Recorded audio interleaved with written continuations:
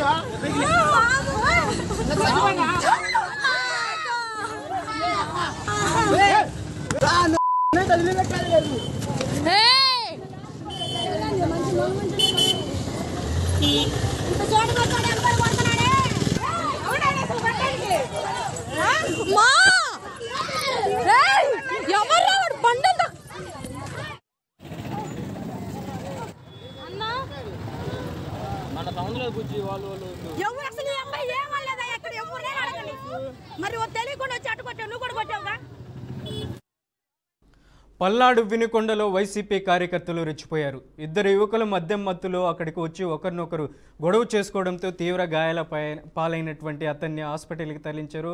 బాబు అనే అతను మృతి చెందినట్టుగా వార్తలు వస్తున్నాయి. ఇక ఇదే అంశానికి సంబంధించి మరింత సమాచారాన్ని అందించడానికి మా ప్రతినిధి సువర్ణబాబు ఫోన్లో ఉన్నారు. సువర్ణబాబు, అప్డేట్స్ ఏంటి? Okay, right Manoj. ఒక పక్క చూసుకున్నట్టయితే పల్నాడు జిల్లా వినుకొండ నియోజకవర్గం వైసీపీ కార్యకర్తలు ఆగడాలు అయితే మరీ ఎక్కువైపోతుంది. ఇక్కడ పల్నాడు జిల్లా వినుకొండ నియోజకవర్గం చూసుకుంటే ఇట్లా మరియన్ దాసు బాబు అనే ఇరువురు వ్యక్తులు మద్యం సేవించుండగా ఇరువురికి మధ్యలో చిన్న ఘర్షణ అయితే జరిగింది. ఆ ఘర్షణలో ఇరువురికి పెద్ద ఎత్తున వివాదం జరిగి కొట్టుకుని జరిగింది అనమాట. ఇప్పుడు మరియ బాబు మరియు బాబు అనే ఇద్దరు వ్యక్తులకి గాయాలు అవడంతో ఇరువురిని హాస్పిటల్కి ఎమ్మటే తరలించారనమాట. ఈ మరియ బాబు పిల్లలైతే ఎవరైతే ఉన్నారో వినయ్, వంశీ, మనోజ్ అనే ఈ వ్యక్తులు అంటే వాళ్ళ పిల్లలు మా తండ్రిపై దాడి చేశారు అని చెప్పేసానని వాళ్ళు కూడా మరి మొత్తం వెళ్ళి బాబుపై భారీ ఎత్తున దాడి చేసి అనమాట. ఇప్పుడు అది బాబు అయితే మరణించడం జరిగింది. ఈ వైసీపీ కార్యకర్తలు అయితే ఎవరైతే ఉన్నారో వినయ్, వంశీ, మనోజ్ వీళ్ళు గతంలో కూడా అంటే మద్యం మత్తులో గంజాయి ఇట్లా డ్రగ్స్ ఇవి అలవాట్లు అయితే ఉన్నాయి.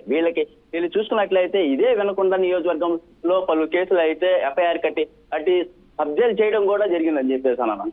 ఈ వైసీపీ కార్యకర్తలు ఈ టీముని ఎన్నిసార్లు అరెస్ట్ చేసినప్పటికీ కూడా వీళ్ళు బయటకు వచ్చి ఇవే ఆగడాలు చేసినట్లయితే తెలుస్తుంది. మనోజ్, పోలీసులు కేసు నమోదు చేశారా ఈ ఘటనపై? ఈ ఫుటేజ్ అయితే ఇప్పుడు మనం లైవ్ లో చూస్తున్నాము. ఈ ఘర్షణ అయితే కొంతమేరకు అయితే మాత్రం కేసు అయితే పెట్టలేదు.